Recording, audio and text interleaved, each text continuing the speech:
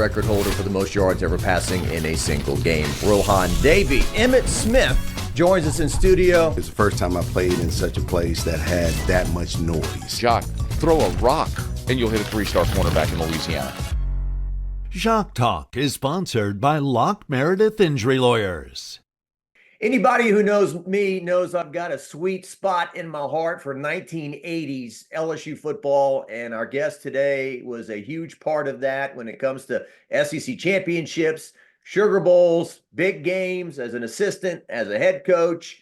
Mike Archer. Coach, thanks so much for joining us. Oh, glad to be here. Glad to be here, Jacques. Yeah. Everybody who talks about you says you're a gentleman, you're a man of integrity, and they enjoyed either playing for you or getting to know you. What does LSU mean? I know you've coached, 35 years since you left LSU, but what does that nugget of time mean to you in your life? Well, Jock, it was a very special time. It was 7 years early in my coaching career. They gave me the first opportunity to become a head coach, and I'll never forget that, at, in my opinion, a very prestigious university where football was very important. I knew that the morning that Dr. Wharton called me after Coach Arnsparger decided on the Saturday night after the Tulane game that he was going to resign and retire. Dr. Wharton asked me would I be interested. I said yes, because we had enjoyed our 3 years there with Coach Arnsparger, and it was a great opportunity at a great university where football is very, very important, as we're finding out and as we have found out over the years. And so I'm very, very appreciative of the people there, the fans there, and the traditions that LSU football has created, and the legacy that they have created in college football over the last 100 so years. Yeah, I'd like to talk to you about the late 80s, and does anything rhyme with what's going on right now? The crazy days. Yeah, it all, Jock, it all kind of rhymes.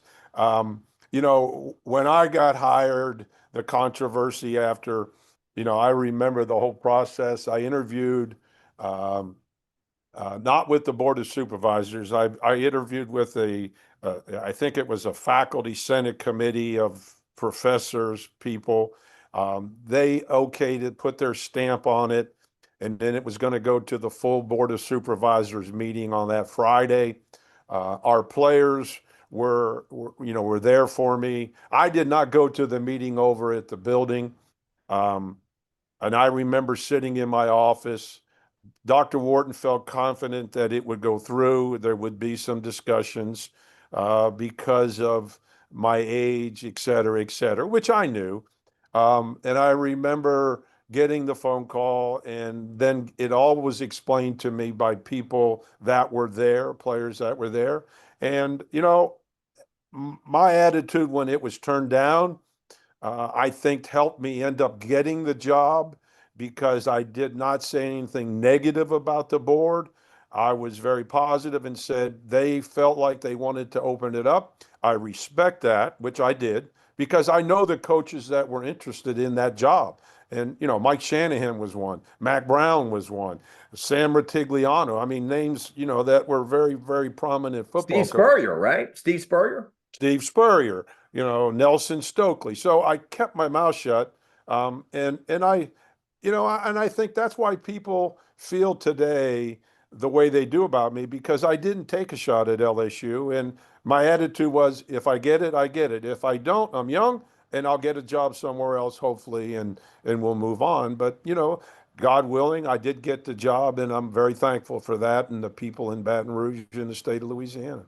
Yeah, I definitely want to talk about your time as the head coach. But 1986, Bill Arnsparger, in the middle of August, practices started. He flies to Gainesville.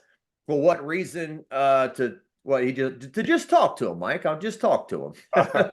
I'm just going there to talk to them about the AD stuff. That's, Jock, I'll never forget that.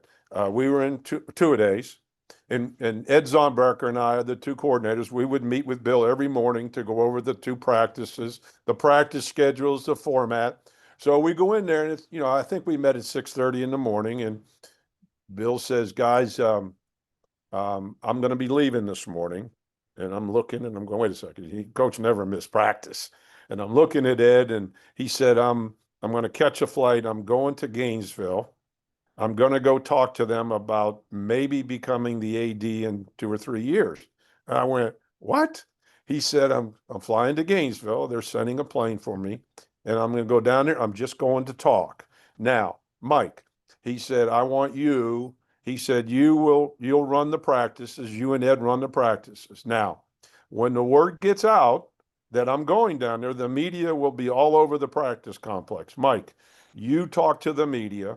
I've already talked to Herb Vincent, and he's aware of what's going to happen. It's going to be a circus. And I just want you to basically tell the team, I won't have time because I'm leaving now to the airport, but if you'll just tell the team, I'll be back tonight. And I'm just going to talk. And I'm sitting there going, wow, this is something else here. I said, my first comment was, have you spoken to Mr. Broadhead? And he goes, no, and I'm not going to. Okay. So, and he goes, I'll talk to you guys when I get back. I expect us to have 2 good practices. And Ed and I walked out, and Bill walked out, and I guess he went to the airport. And Ed and I looked at each other and went, wow, welcome to major college football. And so, but Jacques, we had jobs to do. Yeah. And our jobs were to practice and to coach our kids. And so we went into the team meeting, and I walked in, and our players are looking around going, what the heck's he doing up here? And I didn't say much, to be honest. I just said, guys, just so you know what's going on, this is going to be a very interesting day, to say the least. Coach Arnsbarger informed Ed and I this morning that he is flying to Gainesville. He's only going there to talk to him about becoming the athletic director in a few years.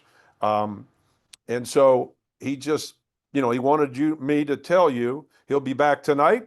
I know you guys are going to have questions, but here's the deal. We got 2 practices today, and let's go out and practice well this morning.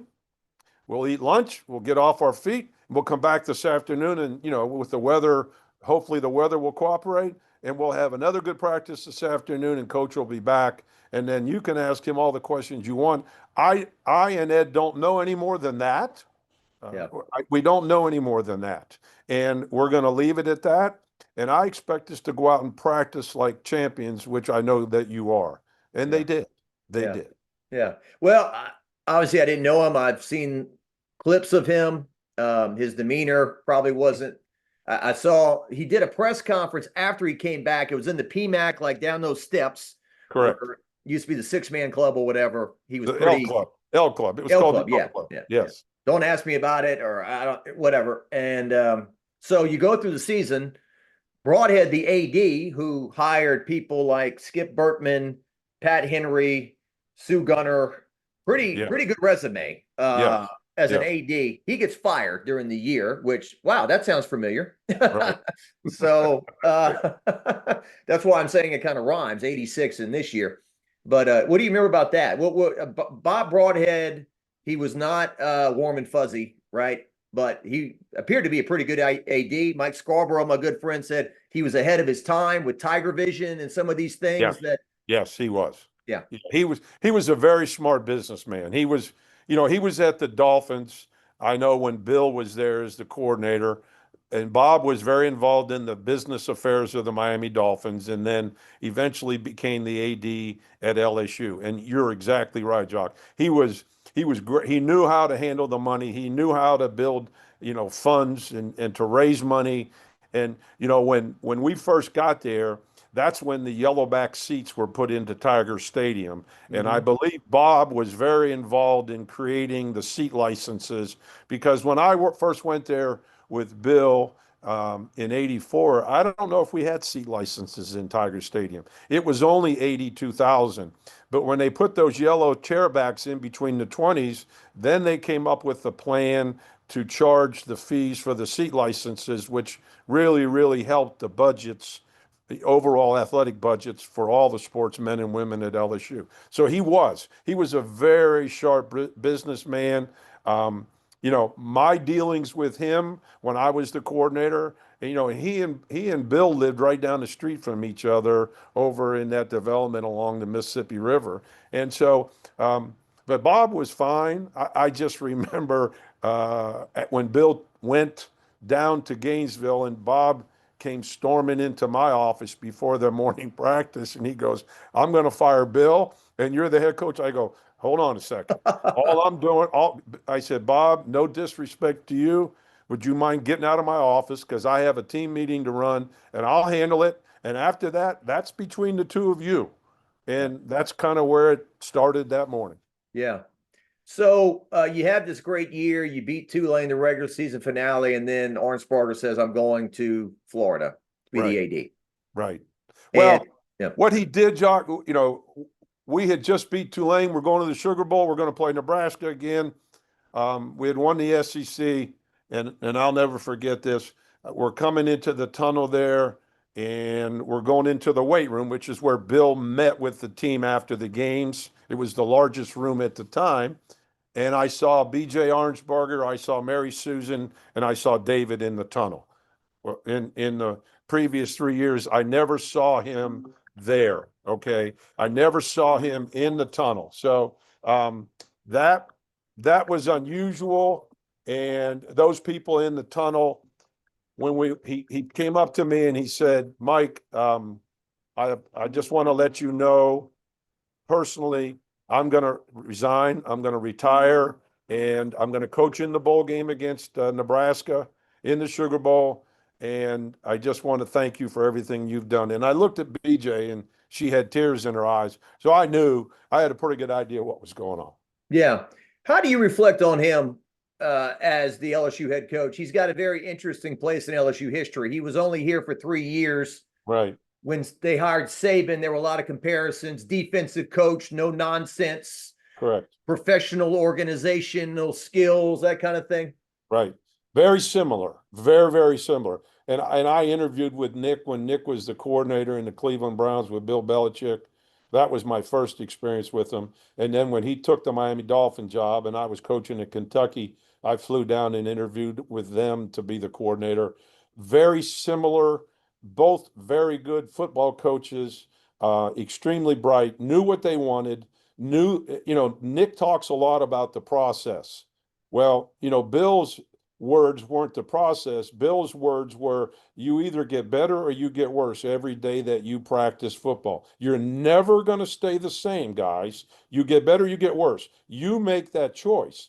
And Nick's philosophy was very, very similar. I think personally, having worked for Bill for 3 years, spent a lot of time with Bill when he was with the Dolphins. I've been around Nick, interviewed. I've watched his teams on film. I've seen them in practice. A lot of similarities about two really great football coaches and great football minds. I think people don't, they want to talk about all this. Well, they were great football minds. They could adjust. Mm-hmm. And the one thing that I remember at LSU, Bill's philosophy was, okay, they're going to do something that we haven't prepared for. How you adjust on the sidelines is going to help us. How you adjust at halftime. And I think the two best coaches that I've ever seen or been around doing that, Bill Arnsparger and Nick Saban. Beautiful. So much different back then. Prospects for the head coaching job at LSU, did television interviews. Hey, right. I want this job. I'd take it if they offer it. Now everything is, hush hush and behind closed doors, and right. Nobody wants anything to get out. Long story short, we've got video of Tommy Hodson, I think the late Eric Andelsek, speaking up on your behalf to get the job. We want Mike Archer. Right. A lot of these guys still around. Nacho Albergamo is my doctor here in Baton Rouge. So you get the job. You mentioned your age. I remember that being a big thing. You were in your early 30s. Right. Now you look back, you're in your early 70s. Do you think, oh my God, was I not ready? Was I ready? A combination of both? How do you look back on that and getting that opportunity being so young? Just what you said. A combination of, okay, I know, one of the first questions that Chancellor Warden asked me on the phone Sunday morning, do you want this job? do you understand the spectrum of this job? And I said, yes, Chancellor, I've been here 3 years. I've been here. I've been a part of it. Yes, I would like the opportunity to become the head coach. You don't realize how enormous the job is until you sit in that chair. And having done it for 4 years, yes, there were questions in my mind. Okay, am I ready for this? But if you pass by that opportunity, will you ever get that opportunity again? And I felt like this is a great, great school. It's a great opportunity. And we really have a good football team coming back. And they, as you said, they wanted to continue to build on what we had. And I agreed with them. And so, I was very appreciative of what they did. And, I brought each coach in and I said, okay, if I get the job, do you want to stay? Some guys did, some guys didn't. I respected that. I said, I'm not holding anybody to the fire. We had some guys that said they didn't want to. I have no problem with that, but I didn't know if I was going to get the job. And, like I said earlier, the way, in my opinion, and I've been told this, I'm trying to think of the guy that was the big marketing expert. He did the campaigns for some of the governors. I see his face. I'm sorry, I'm not going to be able to help you there, Coach. Oh God! We were talking about him last week when this all started, and his one piece of advice, he said, "Be yourself. Yeah. Be yourself. Don't try to be anybody else. Everybody here in Louisiana knows you for what you are as the defensive coordinator, as an assistant coach. Don't try to all of a sudden become the head coach before you ever become the head coach." Yeah. And I tried to remember that and to be myself. The 1987 team is special to me. It was the first year I ever started. My parents would take me to games, and the Florida game was the first game I'd ever been to. Emmitt Smith was in Baton Rouge the other day. I talked to him about that. Everybody knows about Emmitt Smith as a Cowboy, but he distinctly remembered the two games he played in Tiger Stadium and how loud it was and all those things. It was cool to hear him talk about that. But starting the 87 team, you went 10-1-1, you finished fifth in the country, you won your bowl game. That was the best team LSU had until really they won the national championship in 2003. Correct. So what are your memories of that team? Well, number one, they were extremely talented. We had two big time quarterbacks, Tommy Hodson and Mickey. And Mickey, there was controversy because Bill played two quarterbacks, and I felt like they both deserved the opportunity to play. I tried to play Mickey Guidry a series in each half because you never know what's going to happen with injuries in the SEC. We had a lot of players coming back defensively. I tried to keep as many of the coaches that wanted to stay to keep the core there. But we were talented. We had, Raji McGee and Wendell Davis and Harvey Williams and Brian Kinchin. I mean, we had, Eric Andelsek and Ralph Norwood. I mean, we had talent and we had good players. And I really felt like they enjoyed being around each other and they were really good teammates. So that part, the coaching part was easy. It really was. Because, I kept a really good group of coaches and they did a great job. And, we lose the one game. We tie Ohio State. I'll always remember that, the tie game in Tiger Stadium, Earl Bruce. I was told before the game that, he'll do something to take the crowd out of it. It was a day game, if you remember. And we're standing and Bo Schembechler is the one that told me this. He said, Earl will do something different. and so we're standing in the tunnel and they're supposed to come out. We're supposed to come out. CBS is going, you got to go. I go, no. Here's the script. They come out first. We come out second. Yeah. And they went to commercials 2 or 3 times. And finally, the SEC official comes over and he goes, somebody's got to come out. We got to play this game. Yeah. and I'll never forget that. And we end up, the coin toss, Eric Andelsek and Ralph, our captains, Toby Caston, we have a pushing contest at the coin toss at the Ohio State game in Tiger State. That's the way the game started, But there's one thing that I'll always remember about this, Jacques. Chris Spielman was one of those captains at Ohio State. He and Eric Andelsek were teammates with the Detroit Lions. When Eric was unfortunately killed in that tragic accident down in Thibodeau, you know who gave his eulogy at the funeral? Chris Yeah. Spiel. Chris Yeah. Spiel. And Chris's wife, I believe, died of cancer later on. So, Hmm. I really got to see a different side of Chris Spielman after his NFL career when he was doing college football games. But I'll always remember him and Eric going at it in the middle of the field, but becoming football brothers at the Detroit Lions. Yeah, that's awesome stuff. That puts a little interception in the game late in the game in perspective. I know Hodson and Wendell Davis, they were always on the same page, but at Correct. that moment, one zigged and the other zagged, and the pick Yes. late in the game. Yeah. Well, it was a sight adjust route, and I'll always remember it. It was down to the left. It was to the left towards our locker room when, we're going in to try and win the game. And it was a sight adjust. And, one went, like you said, one went one way and the ball went the other, and they picked it, and they ran it back. And, they were close to field goal range to kick the field goal to win it.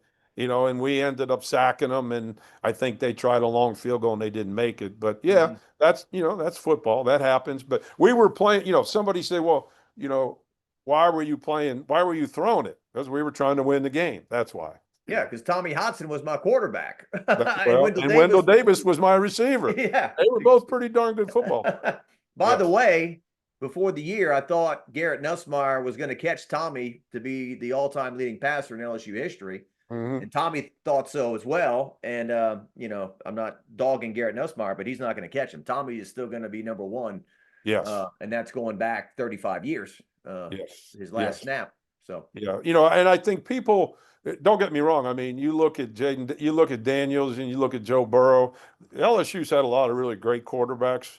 Burt Jones, Tommy Hodson's up there with them all. Okay, and I know Daniels. I watch him now in the NFL, and Joe's hurt right now. But there's been some great quarterbacks. But I put Tommy Hodson up with any of those people, and based on what he did, and the statistics that he can put up, and the number of games he won, and he was a leader. And and that's what you ask of your quarterback, lead, and he's done that.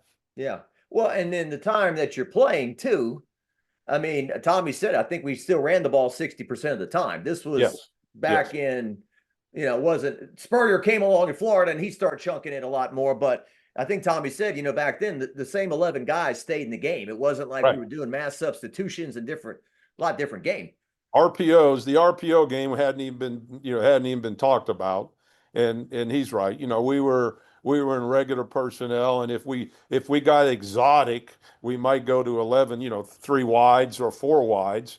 But the problem was when you went to 4 wides, and we had good receivers, you took Brian Kinchin out of the game, who was an all SEC tight end. So, you don't rob somebody to help somebody else out. Yeah. I talked to Brian Kinchin pretty often, and by the way, he was wide open against Ohio State. Of course, you know that already. Yeah, I know. He tells me all the time. I know. And it goes to show you brothers too, right? Brian and Todd, like two Right. great players, but totally different human beings, right? Totally different personalities. Brian was all work, and he'd go to practice, and it was just put his nose to the grindstone. And I never, he was a leader. He was a quiet leader. I never had to worry about anything flamboyant. Now the other one, no, God bless him. I mean, he would show up at practice and he would do things in practice. He'd catch a pass and do a flip, and I go, oh my God, what do we got here? And having coached the DBs most of the time, and Todd was a receiver, and we had really good receivers. Jerry Sullivan did a great job. We had good corners and safeties. We would do one-on-one every day, in versus routes. And Todd, he would talk just as much as the DBs would. I mean, it was a constant battle, but it was fun to watch because he was such a good player and he was exciting. But they were two different personalities. Yeah, Todd might be one of the greatest athletes in Baton Rouge history in terms of he could play tennis. Was he a golfer, basketball, football? I mean, whatever he tried, he was great at it, it seemed like. Yeah, he was. Now, Brian, I know Brian was an outstanding golfer because I played with Brian out at CCL a number of times. I never played with Todd, but I've been told by people in Baton Rouge he could hit a golf ball pretty good, and he was also a really outstanding tennis player. But Yeah. two very, very fine athletes. Well, Yeah. one of my favorite moments in Tiger Stadium was 1990 when you play Texas A&M and he catches the little swing pass from Chad Loop and he zigzags 300 yards to score a 79-yard touchdown. That was amazing. Yeah, I remember it. It took when we watched it on film, it took 11 seconds for that run. I mean, because he went across the field about 4 times, and when you time it, you go, okay, the quarter's almost over because it took that long for him to get. Not because of speed, because he crossed the field about 4 times. Well, the great voice of the Tigers, Jim Hawthorne, with his golden pipes, told me one time, "Well, I thought it was never going to end." Called the play. That's exactly right. And Jim, I know the announcer that took Jim's place. Well, Chris he didn't Blair. take his place. I know that the stadium announcer at Tiger Stadium has retired also. And Yeah, I Dan believe, Mornay. Mhm. yeah, Ted Mornay. I think he started when we got there in 1984 is when he started as the voice of the game in the stadium. Yes. Yeah. Change is inevitable. Well, and I remember as a kid, Jock, listening to John Ferguson on Yeah. WWL, living in State College, Pennsylvania, on Saturday nights. If it was a clear night, you could get the signal on WWL, and I could listen to the LSU games on Clear Channel, on WWL. And I remember John Ferguson, and when I met him for the first time when I went there, that was one of the big thrills was to meet the voice of the Tigers. Yeah, me too. Meeting Jim Hawthorne and Ferguson a little before my time, but Yes. certainly legendary voice. I remember going to those first games. He was voicing the great moments of LSU history on this VHS Tiger Tales, I think it was called, and he Yes. voiced it and did all that. A couple more things about '87 because I don't want to run out of time here talking to you, but so you got the Georgia game that was amazing. That was Kenshin, right? Catches the Right. game winner. Yep. The Alabama game, that's bad luck. Hodson's hurt. Guidry Right. starts. Right. I've always heard that they ran a different offense for Mickey. Maybe they should have let him play the Hodson offense. What do you remember about that game? Well, we didn't run a different offense. Tommy had gotten hurt the week before. I think he had hurt his ribs or his shoulder or something, and he didn't practice all week. He was very diligent with his treatments, and he was at all the meetings and he was on the field. And he said to me all week, "Coach, I'll be ready. I'll be ready." And I said, "Tommy, we're getting ready to play a great Alabama team that had really good players on defense. You got to be healthy to give yourself a chance to get out of the way when they come after you." So the plan was to play Mickey. Mickey worked all week. I don't think Tommy took many snaps until Friday's walkthrough, just to make sure he was aware of what was going on. And as the game wore on, Tommy was standing there. We were struggling offensively, and they had a lot to do with it because they were so good on defense. And I made the decision to put Tommy in just as a change-up. And I told Mickey, I said, "Mickey, I'm going to put Tommy in." And Mickey kind of dropped his head. I said, "It has nothing to do with the way you're playing because you're not getting a lot of help." And I said, "I want to see if we put something in, we get a spark." But we really didn't. And I didn't want to risk Tommy getting hurt any worse. So we put Mickey back in. The whole issue was we couldn't stop Bobby Humphrey from running the football. Yeah. And when Alabama had the ball, our offense was standing on the sidelines, and I think Bobby ran for about 140 yards that night. That was the biggest problem. It wasn't Mickey Guidry. It wasn't our offense. We didn't score enough points, granted, but it's hard to score points when you're standing on the sidelines and you can't stop the tailback. Yeah, Bobby Humphrey was an honorary captain for the LSU Alabama game this past weekend, and I was like, "Oh, nightmares as a kid." I remember that. Well, I saw him. It's funny. I went to Bill Curry's 80th surprise birthday in Atlanta. I think it was 2 years ago. Billy Jr. played at Virginia when I was at Virginia, and I've stayed in touch with Billy Jr. He invited my wife and I, and we went back it was a surprise. Bill and Carolyn did not know what was going on, and Bobby Humphrey was there. he looks like he could still play. I mean, he's got gray hair, which we all gray up a little bit. But he was there. He came right up to me, introduced himself to me, and I said, "Yes, I do. You remember you, number 26. We couldn't tackle you." When'd you shave the mustache, by the way? That was A kind of your long trait. a long time ago. That, as my wife said, it makes you look much younger. I would say probably about 10 years ago, to be honest with you. Okay, all right. You needed the mustache when you were in your early 30s at LSU, maybe. Oh yeah, yeah. That was the look. That was yeah.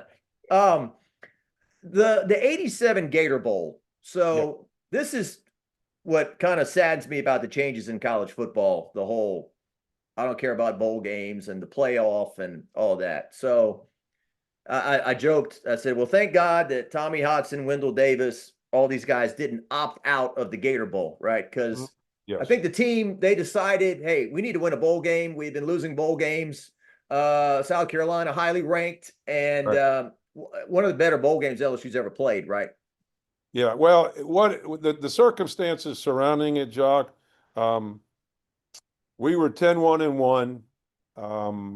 Originally, the night of the Tulane game, I was told before the game if we beat Tulane, we were going to go to the Citrus Bowl and play Penn State, which, my hometown, Joe Paterno.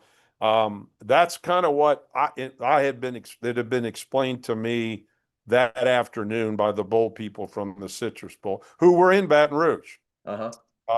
The game gets over, we beat Tulane, and I'm in the tunnel, and the media come in, and there's no Citrus Bowl people.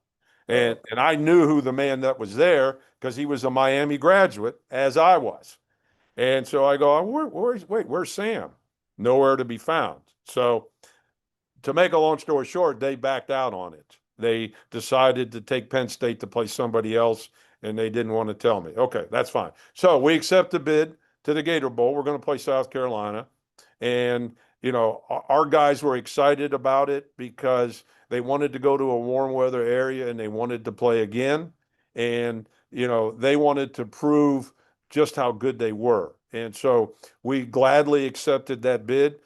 We heard all about the Black Death defense. Joe Lee Dunn was the defensive coordinator there. Todd Ellis was the quarterback. Sterling Sharp was the receiver. They were talented now. And so we felt like it was a great opportunity. So when I met with the seniors the next day, I said, here's what's going to happen.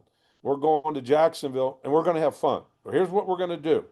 And I respect your opinion on this. We're going to practice every morning. We're going to have our meetings. We're going to practice, and the afternoon is yours. If you want to go fish, you want to go to the beach, you want to go play golf, we're here to have fun, but we're going to work in the morning and we're going to practice. We're going to do that in the morning, and the afternoons are yours and yours. And I want your feedback. And they said, okay, we don't want to go before Christmas. I said, okay, we can manage. I think the game was on December 30th. Well, come to find out, South Carolina goes down there before Christmas. They practiced for like 5 days up in South Georgia. The night we get there, we're at a function with both staffs and players at a place in Jacksonville. And their coaches, a number of their coaches I knew said, thank God you're here because now we can stop practicing twice a day. They were practicing twice a day up in Jekyll Island or something. I don't know. And they were worn out. And our kids were fresh. Our kids had a good time. We went on the aircraft carrier USS Forrestal, and they played really well because they had a good time and they enjoyed themselves. So when you walk into Tiger Stadium now, Coach, there's a picture of Garth Brooks playing in front of 90,000 people, and there's a picture of Eddie Fuller going up to catch the ball Right. against Auburn. Now, Eddie jokes with me, Jacques, that game was boring, but the ending was amazing. You're a defensive guy, so you probably say it wasn't boring at all, right? So No, great game to watch. No. Great game to watch on defense. Yes. So just that game. You've coached in a million games, but where's that, the earthquake game in '88? Where's that rank, and what do you remember? It was one of the highlights of coaching ever. To have it constantly be brought up in the legacy of LSU football as one of the most exciting games in Tiger Stadium. And Jock, when I was back last, trying to think when I was back in April for Sandy Burtman's funeral, I went into Tiger Stadium. I had not been into Tiger Stadium since they enlarged it to what is it now, 100,000 or whatever. Yeah. And when I walked out the door, the Tiger Den door, and I walked into the stadium, it kind of hit me, hey, you were the head coach here. Okay. You were the head coach here for a lot of exciting moments in LSU football. You know, as you get older, you tend to forget that. But that game in particular, in my opinion, was one of the most exciting things that I ever participated in. And I'll always remember it. I remember, no, I'll remember it because, like you said, it was a 7-6 game. It was a defensive game. And I remember the whole sequence. You know, people forget Willie Williams catching the 4th down pass and taking the ball and putting it over the 1st down marker over on the Auburn sideline. That might have been a bigger play, you know, because if he doesn't do that, you know, we don't get the opportunity to run the halfback short option to Eddie Fuller twice. Yeah. Yes. Yeah. Yeah. Well, I watched that final drive a million times on a VHS tape. Yeah, 4th and 9. Right. And I remember the late Mike Patrick, legendary voice. He was a play-by-play guy on ESPN. Yep. Kevin Kiley was the color commentator. Kevin Kiley was the color announcer. Yes. Yeah. Yep. And Halliburton, Ronnie Halliburton, who I got to know pretty well. He worked at LSU for a long time. Mm-hmm. They said Willie Williams is whatever tall, but was he like 20 pounds maybe heavier than Halliburton or something like that? Well, Willie was about 6'7". Ronnie was only about 6'4.5". Yeah. Willie was close to 270 pounds. I mean, Willie Williams was a big man. Now, he did not have the hands that Halliburton had or Brian Kinchin. He was more of our blocking tight end. When we would go to 2 tight ends, he was always the point guy, you know, and we moved Ronnie around. Willie was there to block. And on that particular play, he blocked, I think, for a 3 count. And then he released late. And Tommy found him as Tommy was scrambling. He found him up in that right side of the field on their bench. He was not the primary guy. It was to go to Tony Moss, or I think it might have been I think Tony was the primary guy, but their coverage took it away, and he ended up checking it down to Willie. Yeah. Well, they said, here's your 25 extra pounds. He needs 2 yards. And he split the 2 guys, defenders, to get the. That's correct. Yeah. And that's what unlikely hero. Well, I always remember, because where I was standing on the sidelines, I remember him putting the ball forward, and I was even with the marker, and I said, if they mark it where the ball is, he's got it. I'll never forget that. You know? Yeah. And then as you're watching, I interviewed Harvey Williams. Harvey was watching the game in his dorm because he was hurt. And he was hurt, right? Yeah. Then he was wearing a Georgia T-shirt, maybe standing behind you or something. Who knows? With Harvey, you never knew from day to day what you were going to get now. So that would not surprise me in the least bit. I'm surprised. Actually, I'm surprised it wasn't an A&M shirt, you know, because he grew up in Hempstead, you know. Yeah, I remember one of my dad's friends who got grumpy one day about Harvey. He's like, he does this celebration, the falling angel, like where he scores and then he falls backwards or something like that. Yes. That was a lot of personality. Harvey was an interesting personality to coach. That would be an understatement. Yes. So this is a case of if you don't succeed, try again. Eddie Fuller drops one at the goal line. It's kind of in his shoulder pads. Then he's out of bounds in the back of the end zone. Then you go to him one more time. I mean, what are your memories of the touchdown? Did you feel the earth shake, Coach? I mean, what is it around you? Just explain your perspective of the play.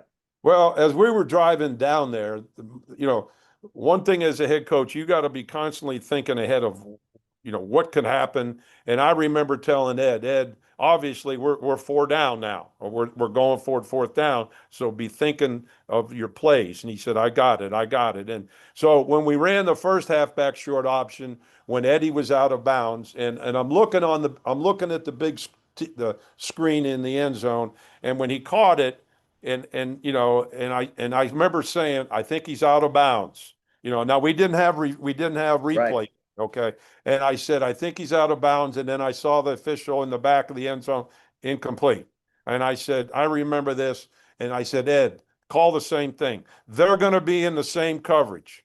I know what they're going to. You know what they're going to be in. They're going to be in cover 2. All right, they're going to protect against Wendell and Alvin Lee. They're gonna play cover 2. Let's work off the backers. And basically, that's what Eddie did. He ran an option route. If the backer sat inside, he optioned out. If he overran him, he stayed inside. That's why we called it halfback short option. Because Eddie was the halfback, and he just ran an option route. And it was, again, it was wide open the second time because they were in the same coverage. Yeah. So the crowd noise, you feel it? I mean, what? No, I've seen the replay and I see me jumping up in the air, but what I'm doing is I'm signaling 1 point Yeah. and I'm sending David Browndyke on the field Yeah. because that's what we needed. There's still, I think, 1:35 or 40 to go, but I don't remember the ground shaking. But I'd been in that stadium for 7 years, and I'd been there for a lot of big football games and a lot of noise. When you have a headset on, all you hear are the people you're talking to. Really, you're oblivious to what else is going on other than Yeah. the 22 guys on the field. And if you're watching something on the other sideline, as far as, substitutions and stuff, but no, I don't remember how loud it was. Now, I have gone back and listened to the television replay of it, and it's been sent to me numerous times. Yes, it was loud when I listened to it now. Yes. Yeah. Well, you've coached all these years, but that moment in time is going to be replayed for. They still replay it in Tiger Stadium and whatnot. You jumping up. I mean, Yes. that snapshot of you is eternity. Right. Well, It is, and it's something I'm never going to forget. And for years when Auburn would play LSU, I would get the inevitable phone call from CBS TV or ESPN, whoever was doing the game, to ask my reaction to it, what the play was, what my thought process was. Over time now, as it's gone longer and longer, it's still a very vivid memory, to me. And I hope it is to all the LSU people. I know it's made the top 10 moments in LSU football history. Someone sent me the leak last year. And I hope that I hope they have better ones because I hope they win national championships. But it's very special. It's very special to me about a special time coaching there, because my daughter was born there in Baton Rouge. My kids were little. They don't remember much of it. But my son, I think he went to the lab school. I think he was in 2nd grade or 1st grade. And he said, Dad, I didn't know I was such a famous person. well, to truly appreciate the touchdown too, you've got to go through the pain of the Ohio State game got away. Florida, you guys didn't score a touchdown that day, and you're Right. going through this whole game without scoring a touchdown. The wait. It was the oasis in the desert, that led you to an SEC title that year. Yeah, that year, because we we tied, I think, with Auburn for the championship that year, and but it was, that '88 team endured a lot. We lost. The Ohio State game was tough to lose up there. We should have that game. I think about that game a lot still because the great tradition of Ohio Stadium, and we should have won the football game, but we didn't. Nothing you can do about it now. Yeah, yeah. I guess this is as good a time as any to talk about Verge Osbury because I've talked to Verge about the earthquake game, and he's joked, well, they only had to score one time. We, defense, we had to hold them down the whole game. Right. I mean, if they kick a field goal, go up 9-0, there's no discussion, right? I mean, Correct. so when you coached Verge, he's a kid from St. Martinville, right? So No, New Iberia. my bad. Oh, that's a felony. I'm from that area, New Iberia, not St. New Martinville. Yes. Iberia. Yellow Jackets. What do you remember about Verge as a player? I remember watching him in high school. Very aggressive, not the biggest guy on the field, but he played. He was all over the field. He did everything. He made plays. He was a leader. You could see he was a leader on the field for their defense. I think he played a lot of times on offense. And then we invited him. He was not a highly recruited kid. Okay, Corey Raymond was on our team already. Corey was a DB the year before. And I remember watching Corey and then seeing Verge, and I said, "Who's that other guy?" And they said, "Well, his name's Verge Osbury. He's a year younger, but et cetera, et cetera." And that's how it all kind of transpired. When he got to LSU, there was no doubting that the kid was a very, very intelligent, solid human being. He wanted a great education, and he also wanted to play college football, and he wasn't going to be denied. He was going to work to get to that level, to get to be a scholarship player, which he ended up becoming. He led our team in tackles. He called our defenses for us, and then when his career was over, and I was gone by that time, they asked him to come on and start out, as a young, I think he was I don't know what his title was, a student assistant in the athletic department, and he's been there 30 years, and he's an LSU guy. I mean, he bleeds purple and gold. He loves the university. He loves the football program. And, Verge is he's going to make the best decision possible for his university and the university for LSU. Yeah, just your thoughts that now he's the athletic director. Well, he's earned it, in my opinion. He's earned it.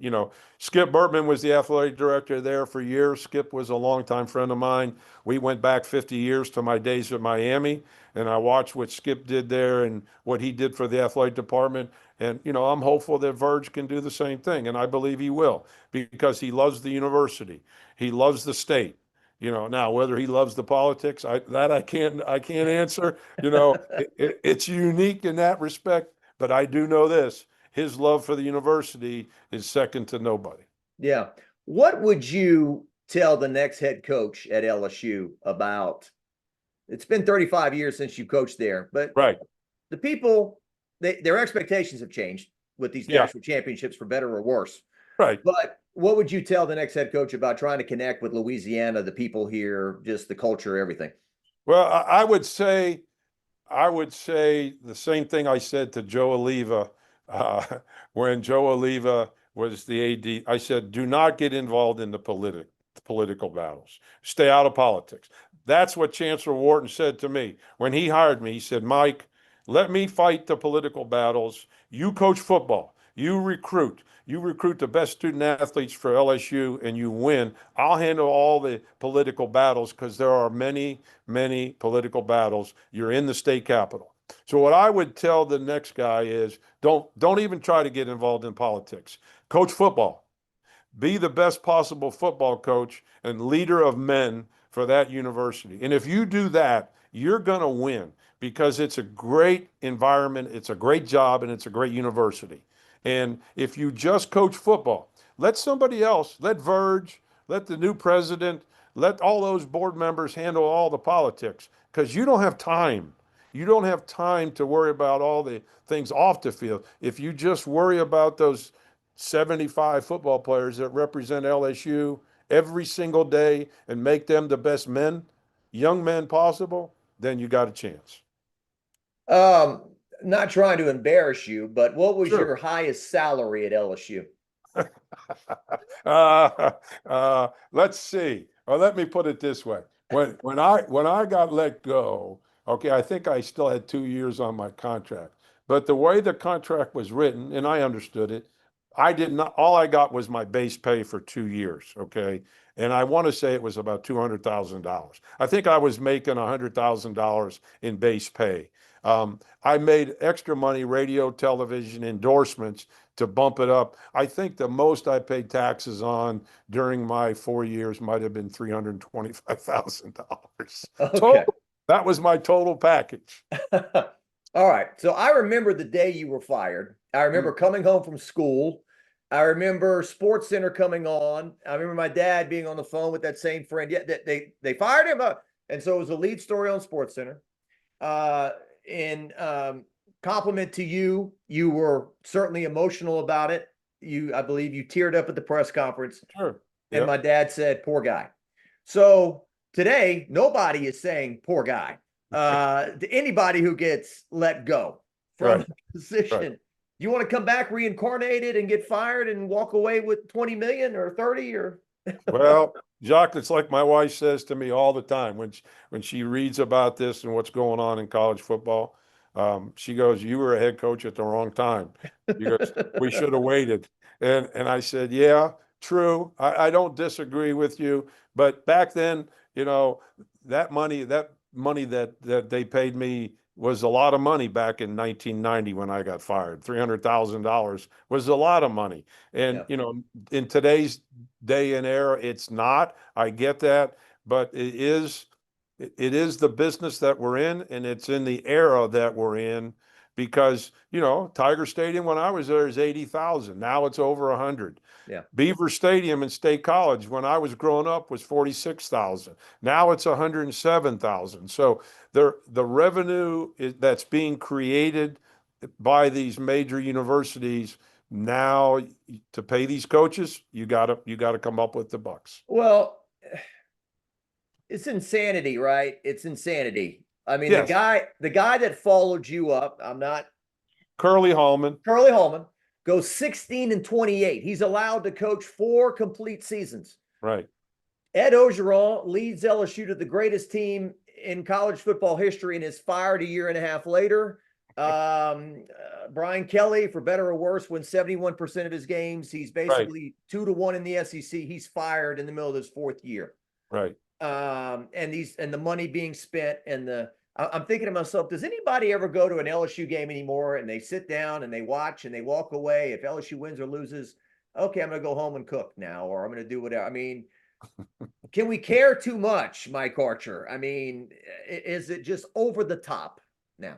I don't think you can care too much because that's what makes LSU special. Okay.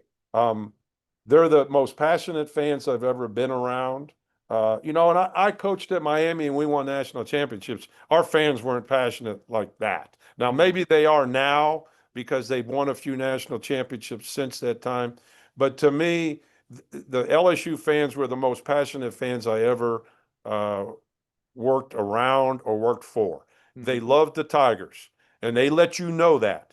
And when you weren't performing up to the standards that they expected, well, they weren't afraid to tell you. I respected that. Okay, I really did because I would, when I flew up to Baton Rouge with my wife to interview with Coach Orensbarger, and I didn't have to interview; he'd already offered me a job.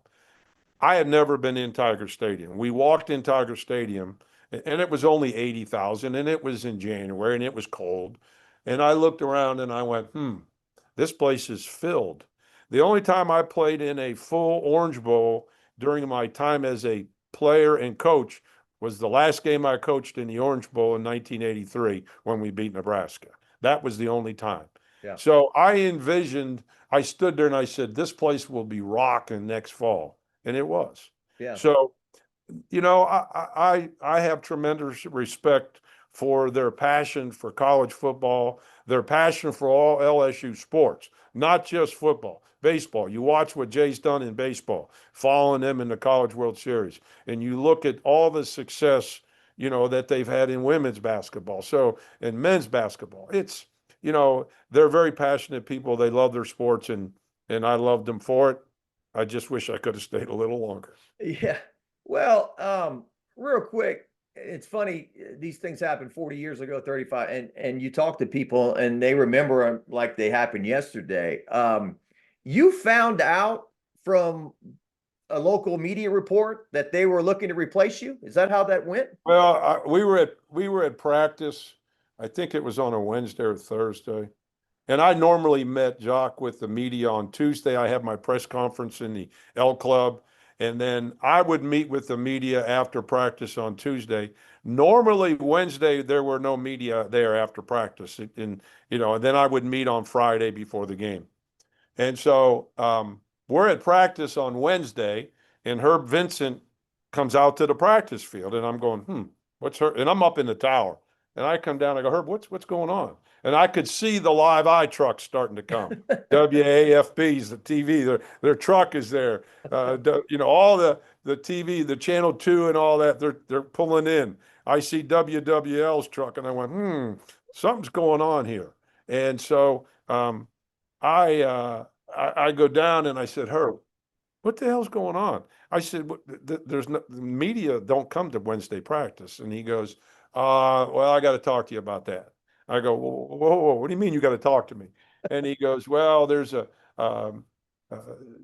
WBRZ, or I don't know, I think it was Channel 2, has broken a story that Joe Dean has already put a search committee together to find your successor. I go, really? Really? Do you know anything about this, Herb? And he was very tight-lipped. And so I said, do me a favor. I said, what do you want me to tell these guys? What do you want me to tell them? And he goes, well, I really can't answer that. And he said, I said, okay.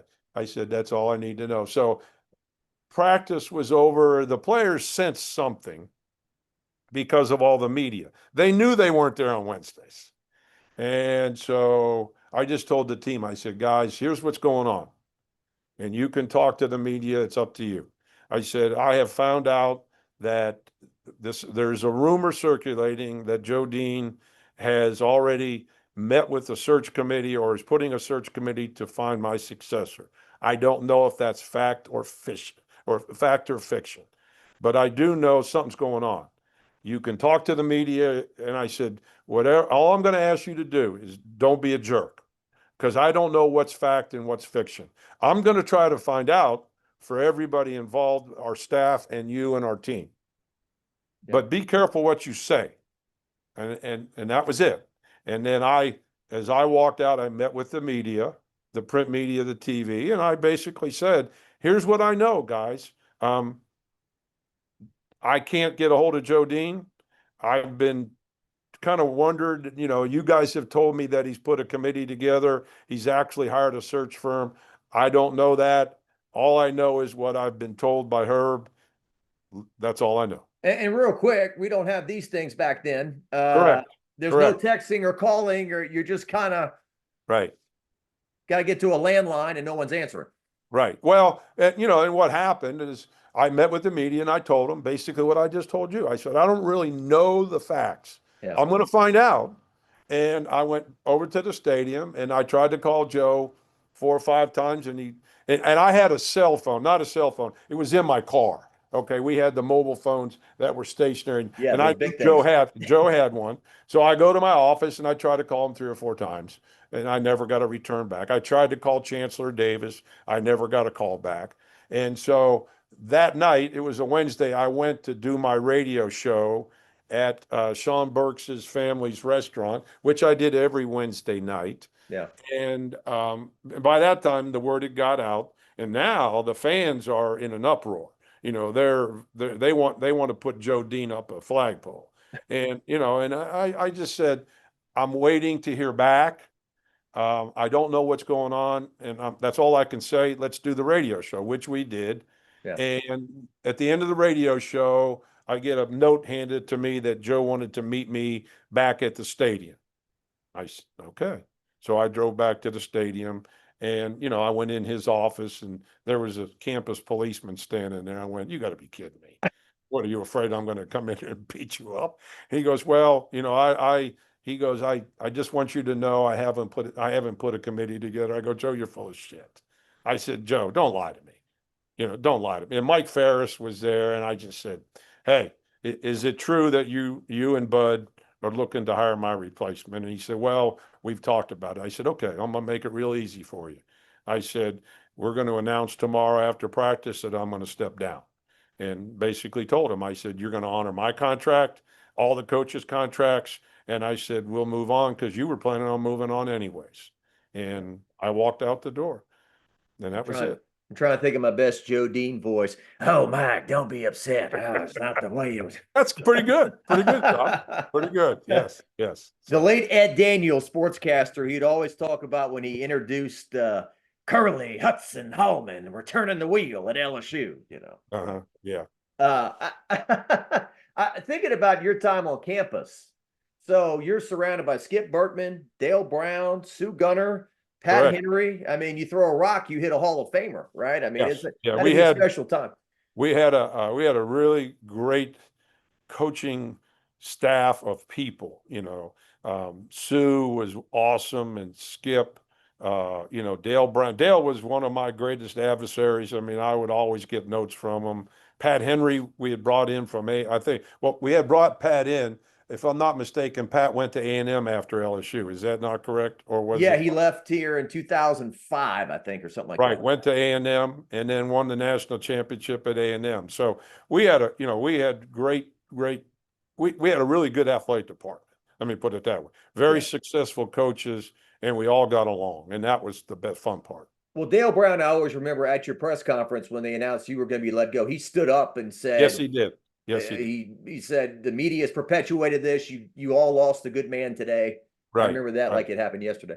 Right. You know, and later on, you know, I had conversations with Dale when I was at Kentucky and he was finishing up at LSU. And, you know, I went by the hotel one time and we had a beautiful talk, and he was a beautiful person. And I said, you know, Dale, the media had a very small part in it, but I said, we all know what happened. He goes, yes, I do. I know now. He said that day in the press conference, I blamed the media. And I said, well, they were just doing their jobs. That they were reporting what had been reported to them. How true it was, who knows? But I said, I don't blame anybody in the media. I said they did their jobs, and they did. Basically, they did. You coached one game after that, the Tulane game. I coached the Tulane game at home. We won the game, and that was no. This all happened. This all happened before we went to Mississippi State. It Okay. was the Wednesday before Mississippi State. We went up there and we stunk the joint up. I think we played in Jackson. I'm not Yeah. sure. But then we came back, and my last game in Tiger Stadium was against Tulane. We won. Yes, Goal we line stand. Yes, Right. that's correct. I think we won 30 to, we end up winning 30 to 23 or something like that. Yes. Okay. Yep. Well, Yes. here's Gordy Rush, who is still here. Affiliated with LSU. Yes. Yeah, media and everything, does a Right. great job. My memory of him is him carrying you off the field. He carried you off him and some. I think Gordy is there, number 31, Right. after the Tulane game. And I think you Right. got on that great looking purple LSU sweater. It's at LSU right here. It was, yeah, it had the stripes. Yeah. And I'm trying to think of the name of the company because with LSU signed a contract, we had to wear their hats and all the SEC coaches. I have a picture of Bill Curry. Bill has an Alabama sweater on, the same company. I have an LSU sweater on, the same company.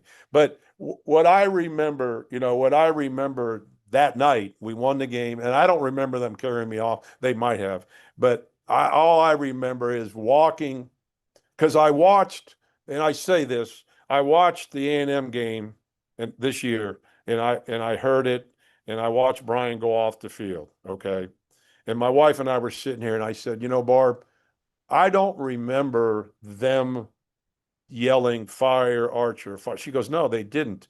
They stood up for you. You had already resigned. She said they gave you a standing ovation and they cheered for you because I remember walking off, her and my son Jeff, who was little, we were walking into the locker room, and my wife, who never came down on the field with my son, they were down there for the end of that game. And I'll always, and when I saw what happened with Brian and I heard the chanting, I said, you know, I don't remember people being mad at me. It was more like, thanks. And that's what I'll take from that, you know. Yeah, but that's good. Well, look, whether you're Dale Brown and you last 25 years or Mike Archer 4 years, there's two coaches, right? Those who get fired and those who are going to be fired. That's right. That's exactly right. That's Unless right. you're Nick Saban, you get out of Miami early and before it happens as a pro coach. Hey, the guy is one of the, you know, I've been fortunate, you know, in my opinion, you know, Nick is the greatest one of the greatest college coaches of all time. And you got Bill Belichick here now, who is one of the greatest NFL coaches. And I've been fortunate. I've been around those two guys, and Nick did a great job. He's done a great job everywhere he's been. I think he's a great spokesman for college football. That's why he got out of it. As I'm sitting here with you today, he is the odds-on favorite by Las Vegas to take the LSU job. I was at the LSU Alabama game in Tuscaloosa. He walked right past me wearing Yep. red. There's one part of your brain that says no way, that's stupid, and then there's the part of your brain that believes in Santa Claus and all that wants this to happen. You Right. got any opinion on that? I don't think it's out of the realm of possibility. I think it's more no that he would take it than it is yes. But knowing Nick, the little that I know him and the type of coach that he is, he's very process oriented. He knows what LSU is all about. He knows what to expect. So I don't put it past him. I just think at his age right now, with the state of college football, with NIL and all the transfer portal, I don't know if he wants to deal with it again. My opinion. That's all. All right. Well, I appreciate all your time. Let's end here. And you said, and I agree, you joke about, you coach too early, the money. But there's an old cliche that money ruins everything. And so, True. Look, Tommy Hodson joked with me. He said we used to go to Dollar Day at Burger King and McDonald's because we didn't have any money. They only had $15 a month laundry money. That was it. Right. That was it. That was And, it. here's big man on campus, Tommy Hodson, Mr. Good Looks and Heisman Trophy candidate, all that, and he doesn't have any money. Yeah, I think he told me he bought a car and he gave it back because I couldn't pay for it. So we don't want to go back to that. But then at the same time, we got senior day, and no offense to the guys who come here, they're just part of the what is today. But senior day, a guy who's been here 6 months, as opposed to, let's just say, from Miami there, Ricky Blanton, one of my childhood heroes on the team for 4 years. There's a guy, blood, sweat, and tears, LSU basketball. So we've gotten away from that. We've gotten away from commitment, loyalty, those kind of things. I mean, you've coached pro, you've coached college. If you wouldn't want to go back to college right now, deal with all this stuff? No. Because the first time somebody walked in my office and said, Coach, I'm not playing enough and I want more money, and I'd go, okay, don't let the door hit you on the way out, okay? Because I'm from the old school. You earn the right to play. And I've been asked that. I do some consulting work. I go watch practices here in the Triangle, here in North Carolina, South Carolina. And I've been asked, do you want to get back into it? No, not in college. It's that I don't want to get into the climate that we have right now. And that's not being critical of anybody, but that is what it is. And I'm not at the age where I want to deal with some 21-year-old kid telling me, well, I'm not playing enough. Okay. Do something about it. How about practice better? How about prepare better? Because you earn the right to play. You don't get the right to play because you make more money. Earn the right to play. Yeah, absolutely. I agree. I mean, and I think, Coach, and you probably agree, there's a lot of old school coaches that have kind of had to swallow their tongue at press conferences, and I got to go along with this because I got to recruit and get people, but yes, they're either getting out or they're thinking about getting out. Well, they're going to go to consultants, which, as a consultant now in college football, you can still coach and you can be on the field, but you don't have to recruit and you don't have to deal with the off the field bureaucratic BS about NIL and not playing enough. You analyze film, you look at the film, you meet on football. That's the great part about college football is the X's and O's. That other stuff, no. Gotcha.